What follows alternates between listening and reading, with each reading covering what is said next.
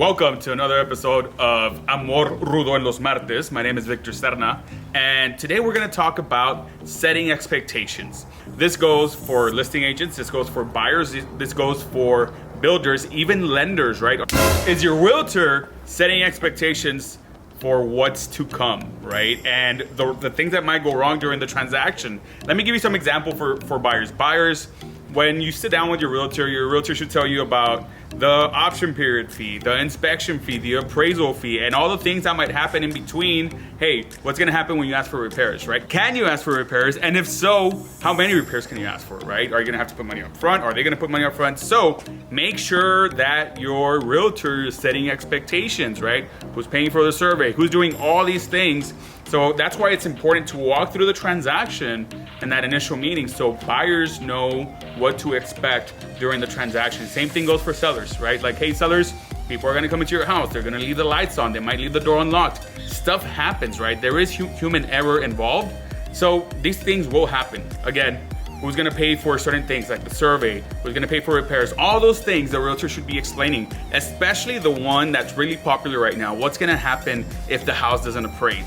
Right? If the house doesn't appraise, is the seller gonna come down, right? Realtors, are you even telling your sellers, hey, there's a possibility your house might not make value, right?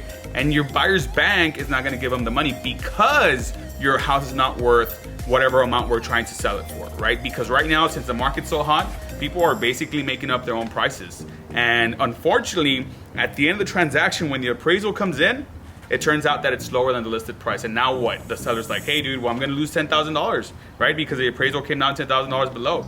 Let's have the buyer pay for it in cash. Realtors, are you telling that to your buyers? Hey, what happens if it doesn't meet value? The seller in this situation might want for you to pay the difference, right? And that's what it might take to win the offer. So again, always set expectations. Last one, but definitely,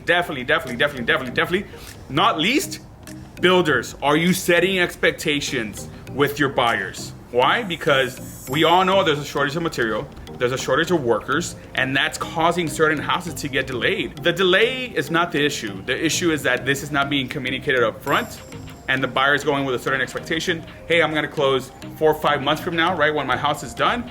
And guess what? Sometimes it might take 9 months, 10 months, 11 months, right?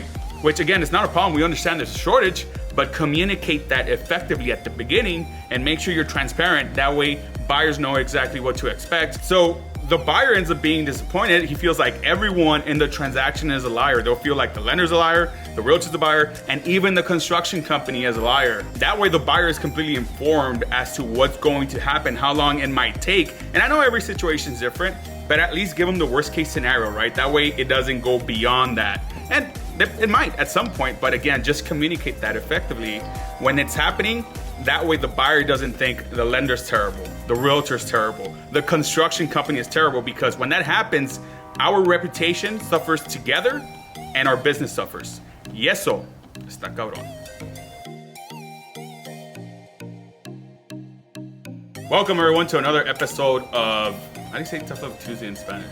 Amor Fuerte. No. Is your realtor setting expectations? Is your realtor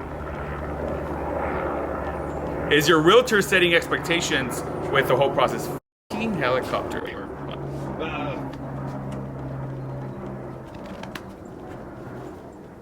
Can you ask for repairs? And what is that? Okay. Can you ask for repairs? I haven't thought of anything to say after can you ask for repairs. Can you ask for repairs? And if so, can you ask for repairs? And if so, oh my God. Can you ask for repairs? And if so, the appraisal might not come in as